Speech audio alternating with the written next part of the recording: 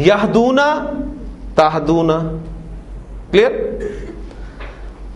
اب نوٹ کریں کہ یہ جو مؤنث کے دو صیغے ہیں غائب اور حاضر، ان میں کوئی تبدیلی واقع نہیں ہوتی.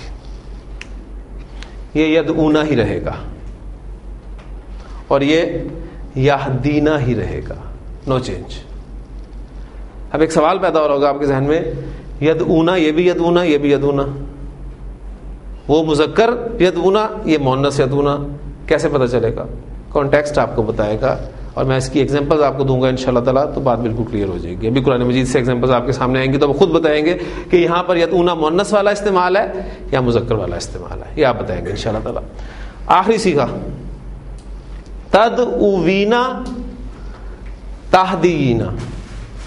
سچویشن دیکھیں کون سی بن رہی ہے، دو حروف علت اکٹھے ہو رہے ہیں، وہی سچویشن جو ابھی ہم کر کے ہٹے ہیں.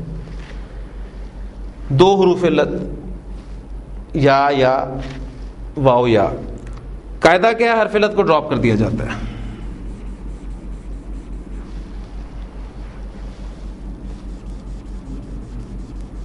مادے کا حرف علت ڈراپ کر دیا جاتا ہے.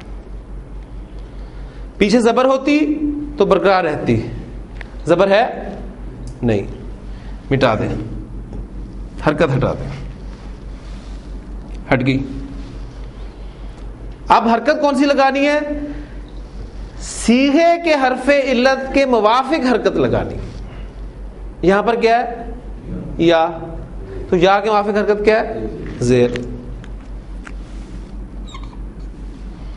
تدعینا یہ اکیلا ہی صیغہ ہے اس لیے اس کے ساتھ کوئی نہیں ہے. یا کے موافق حرکت لگانی ہے تہدینا. اب یہاں آپ نوٹ کریں گے کہ جس طرح اس یہدینا میں چینج نہیں آئی، یعنی جو مؤنث کے جو جمع کے صیغے ہیں نا آپ کے گردان میں، ناقص واوی یا ناقص جائی میں، اس میں جمع مؤنث کے دونوں میں تبدیلی واقع نہیں ہوتی. یہدینا تہدینا. اب یہ تہدینا اور یہ تہدینا دونوں مل گئے اور یہی آپ کا چیک ہے گردان کے صحیح ہونے کا.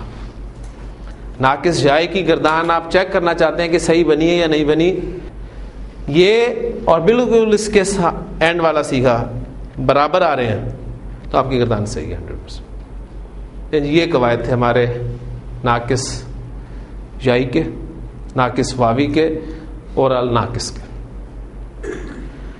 چینجز پھر ایک دفعہ دوہرا دیتا ہوں آپ کو. جو قواعد ہم نے آج پڑھے ہیں وہ یہ ہے، واؤ پر پیش ہو پیچھے پیش ہو تو واؤ کو ساکن کر دیا جاتا ہے، یا پر پیش ہو پیچھے زیر ہو تو یا کو ساکن کر دیا جاتا ہے. ابھی انشاءاللہ تعالی میں آپ کی ایک پریکٹس کرواؤں گا، مادے آپ کو دوں گا اور آپ کہوں گا کہ ان کو ان ابواب میں پھینکیں، سیغے بنائیں، ان کی گردان کوشش کریں تو انشاءاللہ تعالی وہ بننے شروع ہو جائے گی. اور یہ تو آپ کو اندازہ ہو ہی چکا ہوگا کہ جب تک آپ اپنے ہاتھ سے انہیں نہیں لکھیں گے گردانوں کو ایک ایک مرتبہ، اس وقت تک زبانی کرنے سے یہ نہیں آئیں گی.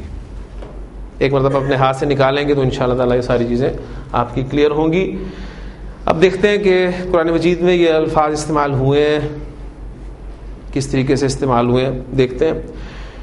دعا، اب ہمارا یہ مضارع کا صیغہ بھی بن چکا ہے، لہٰذا اس کو بھی اس کی صحیح شکل میں لکھ لیتے ہیں. دعا یدعو، ہدا یہدی. دعا یدعو کے معنی ہوتے ہیں بلانا، پکارنا. ان معنی میں ہم نے ماضی میں کل کافی ساری ایگزامپلس کی تھیں، حدیث کا ایک پورا ٹکڑا بھی کیا تھا جس میں دعت کا ورڈ استعمال ہوا تھا. وہ بلاتا ہے کہ عربی کیا ہوگی؟ یدعو.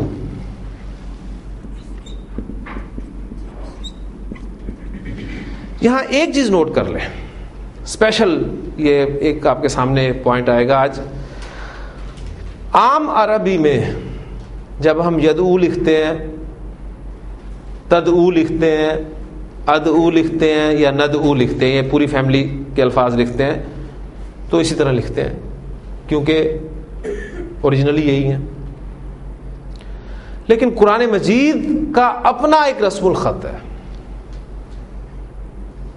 قرآن مجید کا اپنا ایک رسم الخط. قرآن مجید میں آپ کو یدعو اس طرح لکھا ہوا نہیں ملے گا. قرآن مجید میں آپ کو یدعو یا تدعو یا ادعو یا ندعو لکھا ہوا ملا, یا باب نصرہ سے کوئی بھی ناقص واوی آپ کو یہ پہلی فیملی والا لکھا ہوا ملا, اس طرح لکھا ہوا نہیں ملے گا, بلکہ ایک الف آپ کو آگے لکھا ہوا ضرور ملے گا. اب حالانکہ یہ الف عربی زبان کے اعتبار سے لکھنا یہاں پر غلطی ہے,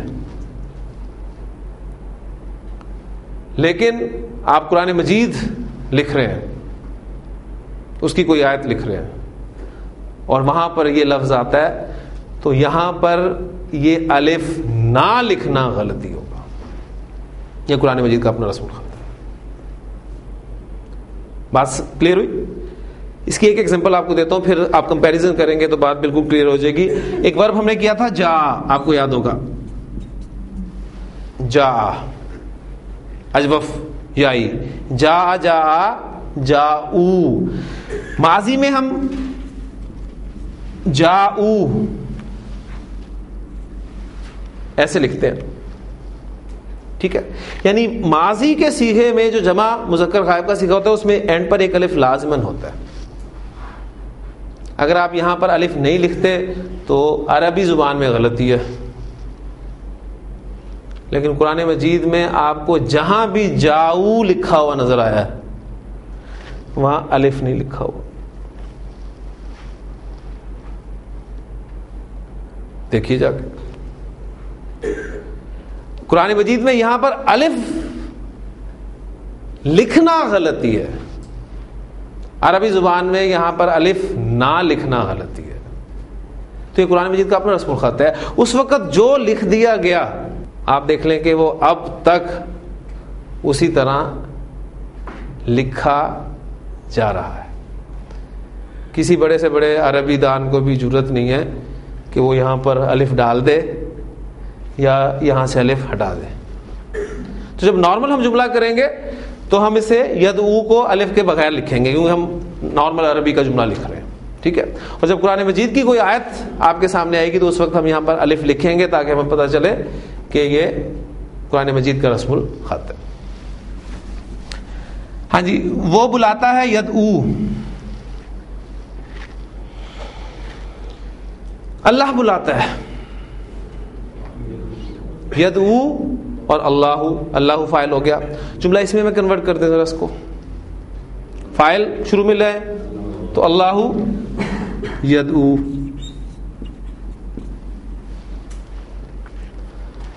اب قرآن مجید کی آیت آپ لکھنا چاہ رہے ہیں تو یدعو کے آپ واو کے بعد ایک الف ضرور لکھیں گے. اللہ یدعو الی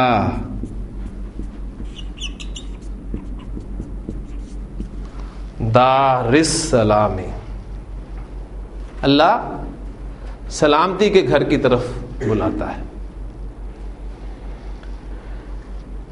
تدعو وہ بلاتی ہے یا بلائے گی, ٹھیک.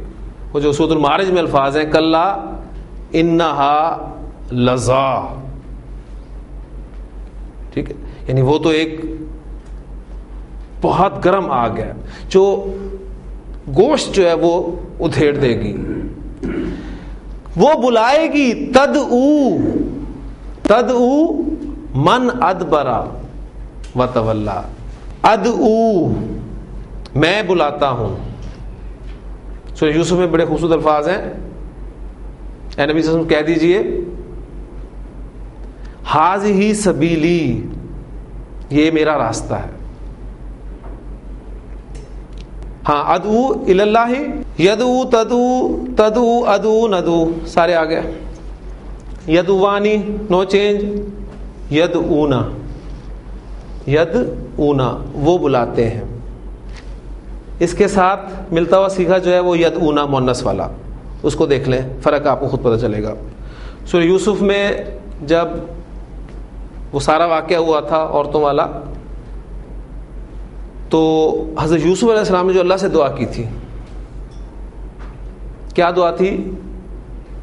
رب السجن احب الی مما یدعوننی، وہ بلاتے ہیں، اس کی عربی کیا ہوگی؟ یدعونا.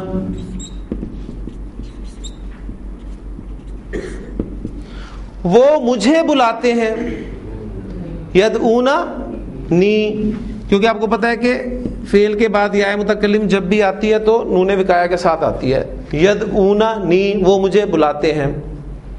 اور یہ صیغہ بھی بنتا ہے یدعوننی، وہ مجھے بلاتی ہیں. آپ اس کانٹیکس میں دیکھیں،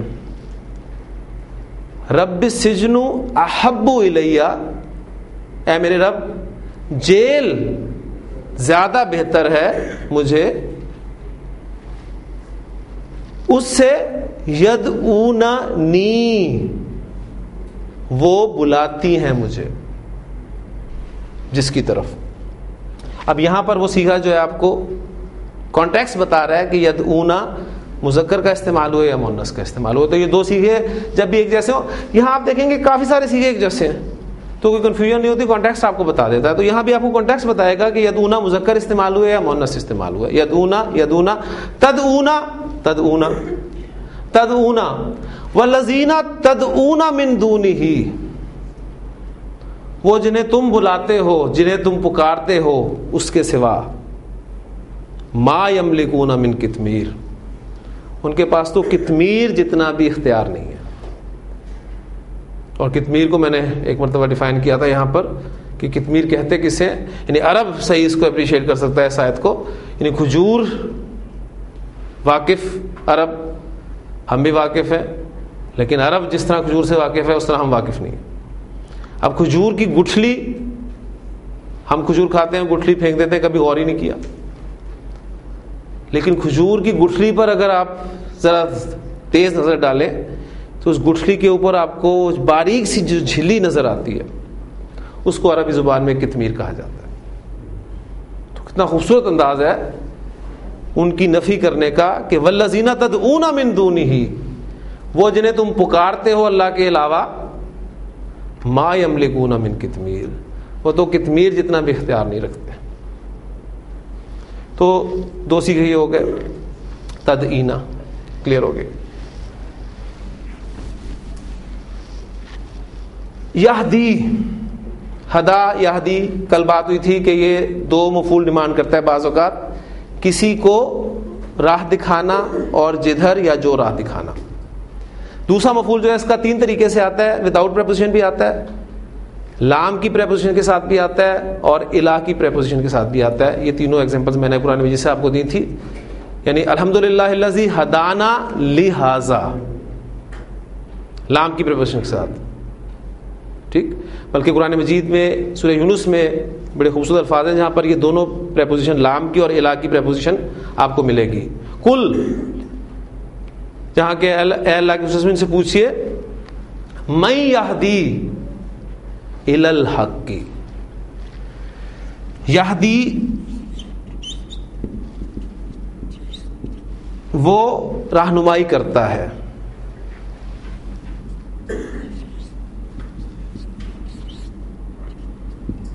الی الحق کی، حق کی طرف. سوالیہ بنائے، من یہدی الی الحق کی، کون رہنمائی کرتا ہے حق کی طرف. پھر خود فرمایا کل، انہیں بتا دیجئے، اللہ یہدی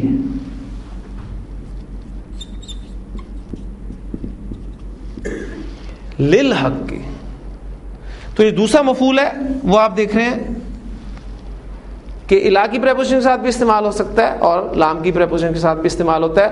تو یہ ڈائریکٹ بھی استعمال ہوتا ہے، من یہدی الحق.